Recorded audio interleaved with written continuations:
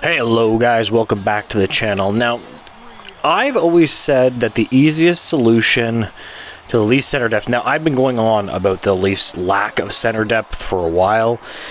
I mean, you have a aging John Tavares, which is a massive issue, and this is probably why they're going to want to re-sign him. And then who knows if John Tavares can still play center, let's be real. But one player that I think the Leafs should keep their eye on is Yanni Gourde. He is going into UFA. Now, there are some potential issues with this, but, I mean, if you look at the Leafs, I mean, here's the thing. You have Pontus Holmberg playing 3C right now. I cannot imagine that Yanni Gourde cannot be an upgrade to that. Pontus Holmberg is completely miscast there, in my opinion. Like, he's playing way too high. Now, credit to him, it's not his fault. He's just playing much higher than he is. And obviously, the Leafs are just starting out their season like this, right? They're not going to have this type of center depth, I mean, hopefully by the playoffs. So they're going to need to upgrade there. Yanni Gourde is the perfect solution. He's exactly what you need. Now, he is a rare undersized center at only 5'9". He plays for the Seattle Kraken, but he's really good. Even in the 22-23 playoffs, he had something like 13 points in 14 games. I'll put the numbers up on the screen. Like, he has been consistently good in the playoffs. And here's the thing. He is the type of player that can go up and down your lineup, because the best type of centers that you can have in the National Hockey League are the type of centers that can play 3 and 2. I wouldn't hesitate to put him on a second line as well. And to top it off, he's a 2-time Cup champion, and he plays well in the playoffs. This would be the top thing that the Maple Leafs should do, like the number one thing that they should do. At the end of the day, you're just going to have to get very aggressive in the trade market when it comes to their center depth. A lot of people think that their left wing depth is worse. I actually disagree with that. You have Matthew Knies, Nick Robertson, who I am skeptical of, but he's still pretty good. Bobby McMahon. These guys, I think Matthew Knies is set up to have a huge year. I know he hasn't had a great 2 games, but he's going to be really good in my opinion, and they are set up there with a good amount of depth. I mean, if you have to play David Camp 2.4 million and put Pontus Holmberg there, I mean, what can you do? Although Steven Lorentz has been really good to start the season. He doesn't play center all the time, but he's a really good bottom 6 option for them.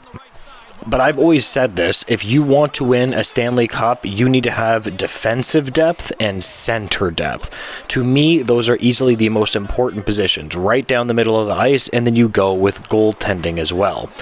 I think the Leafs need to be tracking this issue the entire season. It might be a little bit early, obviously, to the trade deadline. I'm not debating that. But you need to start talking about this issue, right? You have Austin Matthews, number 1C. You have John Tavares, who you're going to have to switch him over to the wing eventually. So you are going to need to make some kind of trade to figure this out, unless you believe that Fraser Minten is going to be the answer there. But I'm not sure that if Fraser Minten can play that high, right? Like, I just don't know if he can play on a second line in the NHL. They need a guy that's like a solid middle 6 guy that you can put up in that situation, right? Now, to be fair, Yanni Gourde does have a 23-team modified no movement clause, I believe. I'm going to show the numbers on the screen. So he would have to agree to come to the Leafs, or really, well, and most teams, unless he's one of those 7 teams, are if he doesn't pick the right teams, essentially. I don't know why he wouldn't. He is Canadian, I believe, so if he wants to compete for a cup, but his services, because he's going into unrestricted free agency, are going to be highly touted at the trade deadline. This is a player to keep your eye on. And this is a player. Now, last year he had about, I think he didn't perform at like a top 6 level last year, at least in the regular season. But this is a player that absolutely has consistently put up like relative top 6 numbers. And keep in mind, he's only getting paid like $5 million. Now, the Leafs would have to give something up, obviously. I don't know what you would be willing to give up for that. Now, they have Liljegren, who, again, there's tons of trade rumors around Timothy Liljegren. They're going to need to move out cap space.